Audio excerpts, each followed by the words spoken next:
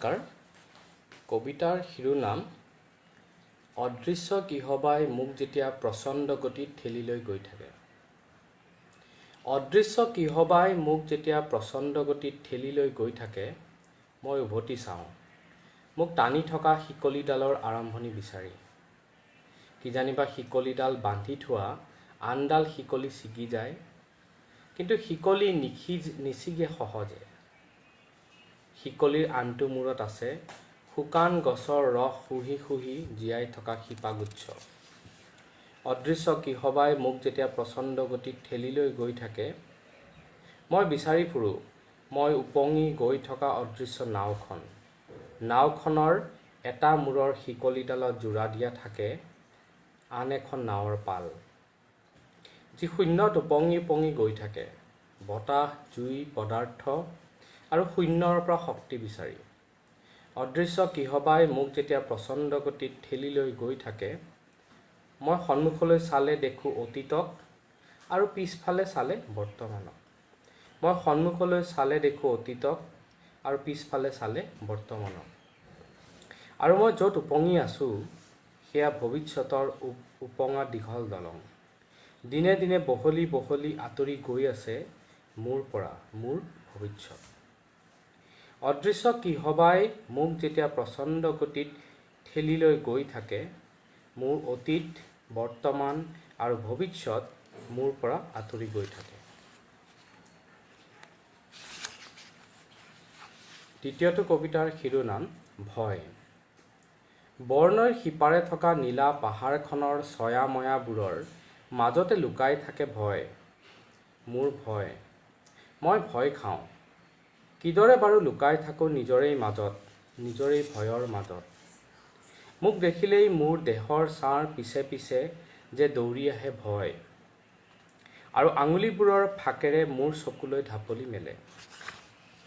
ভয় বিয়পি পৰে মোৰ চকুৰ কোণবোৰত।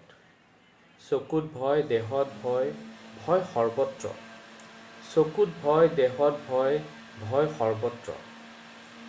মই সানমিহলি হৈ যাওঁ ভয়ৰ সৈতে। এসময়ত মৰসাহ গোটাই নৈ পাৰ হৈ, পাহাৰ পাৰ হৈ, পাহাৰৰ ছয়াময়াবোৰ পাৰ হৈ মই ঘোষণা কৰোঁ, ময়েই সেই ভয় যাক মই ভয় কৰোঁ। ময়েই সেই ভয় যাক মই ভয় কৰোঁ। বজাৰত শামুক। বজাৰবোৰত সেইদিনা আছিল নিলামৰ দিন। বজাৰ ঘূৰিলোঁ, দেখিলোঁ নিলামৰ নীতি আৰু দুৰ্নীতি।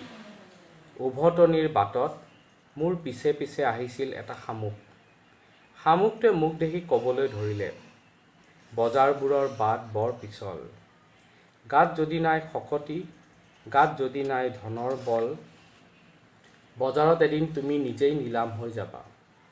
মই ভাবিবলৈ ধৰিলোঁ, বজাৰত বজাৰবোৰৰ যুঁজ, নে বজাৰ আৰু মানুহৰ যুঁজ, নে মানুহে মানুহৰ অসমান যুঁজ।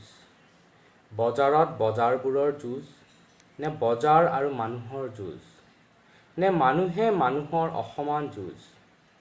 দুই মহৰ যুঁজত বিৰিণাৰ মৰণ পিছে সকলোতে।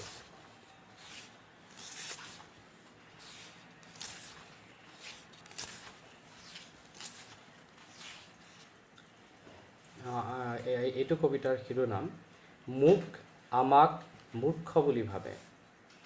মাটি কাটি আঁকি থোৱা পথচিহ্নবোৰত তামোলৰ ৰসেৰে পিকাই পিকাই তেওঁ কিছুমান বিক্ষিপ্ত ৰং বিয়পাই দিলে। আমি সুধিলোঁ, কেলেইনো কৰিলে এনেকুৱা?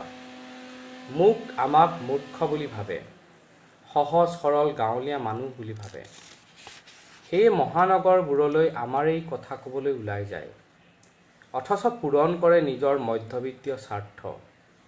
মোৰ আমাৰ নামত মুখত লৈ ঘটি আনে টকা, অথচ নিজৰ জেপ গৰম কৰে। মোৰ আমাৰ নাম মুখত লৈ ঘটি আনে টকা, অথচ নিজৰ জেপ গৰম কৰে। আমি মূৰ তুলি মানুহজনলৈ চালোঁ, শৰীৰৰ বলিৰেখাবোৰে ক'বলৈ ধৰিলে, শত সহস্ৰ দিনৰ পৰা কিছুমান মানুহে মানুহৰ সমূহক ঠগি অহাৰ কাহিনী।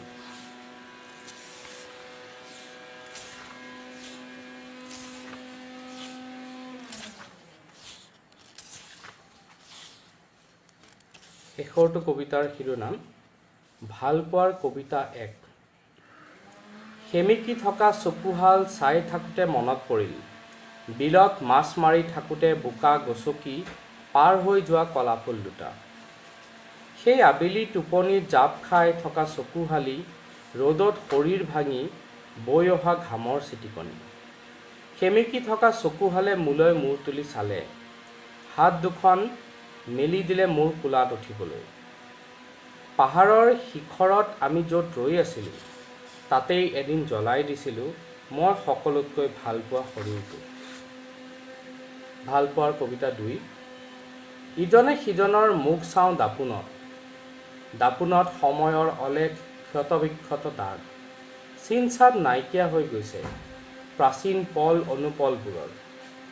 অতীততে ধুঁৱলি কুঁৱলিতে ইজনে সিজনৰ সংগ হেৰুৱালোঁ। থমকি ৰৈছে ভালপোৱা, থমকি ৰৈছে অতীত আৰু ভৱিষ্যতৰ ক'লা বগা শব্দবোৰ।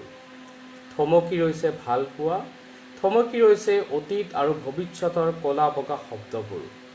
আমাৰ শৰীৰ আমাৰ লগত নাথাকে, আমাৰ শৰীৰ আমাৰ লগত নাথাকে, আমি সকলো ভাড়ালৈ লোৱা শৰীৰ।